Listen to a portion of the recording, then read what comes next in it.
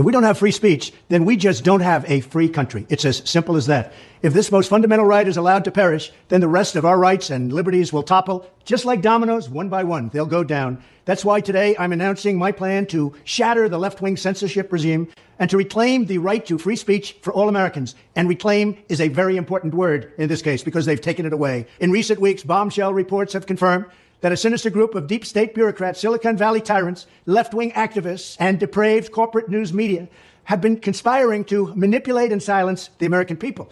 They have collaborated to suppress vital information on everything from elections to public health. The censorship cartel must be dismantled and destroyed, and it must happen immediately. And here's my plan.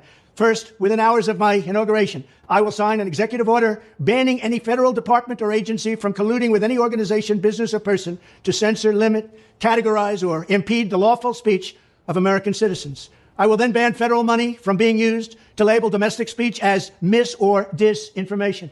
And I will begin the process of identifying and firing every federal bureaucrat who has engaged in domestic censorship, directly or indirectly, whether they are the Department of Homeland Security, the Department of Health, Human Services, the FBI, the DOJ, no matter who they are. Second, I will order the Department of Justice to investigate all parties involved in the new online censorship regime, which is absolutely destructive and terrible, and to aggressively prosecute any and all crimes identified. These include possible violations of federal civil rights law, campaign finance laws, federal election law, securities law, and antitrust laws, the Hatch Act, and a host of other potential criminal, civil, regulatory, and constitutional offenses. To assist in these efforts, I am urging House Republicans to immediately send preservation letters, and we have to do this right now, to the Biden administration, the Biden campaign, and every Silicon Valley tech giant, ordering them not to destroy evidence of censorship. Third, upon my inauguration as president, I will ask Congress to send a bill to my desk revising Section 230 to get big online platforms out of censorship business. From now on, digital platforms should only qualify for immunity protection under Section 230 if they meet high standards of neutrality, transparency, fairness, and non-discrimination. We should require these platforms to increase their efforts to take down unlawful content such as child exploitation and promoting terrorism while dramatically curtailing their power to arbitrarily restrict lawful speech. Fourth, we need to break up the entire toxic censorship industry that has arisen under the false guise of tackling so-called mis- and disinformation.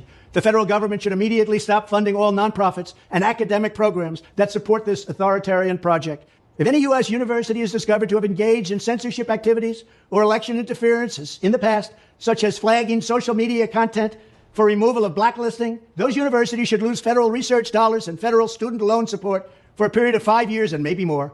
We should also enact new laws laying out clear criminal penalties for federal bureaucrats who partner with private entities to do an end run around the Constitution and deprive Americans of their First, Fourth, and Fifth Amendment rights. In other words, deprive them of their vote. And once you lose those elections, and once you lose your borders like we have, you no longer have a country. Furthermore, to confront the problems of major platforms being infiltrated by legions of former deep staters and intelligence officials, there should be a 7-year cooling off period before any employee of the FBI, CIA, NSA, DNI, DHS, or DOD is allowed to take a job at a company possessing vast quantities of U.S. user data.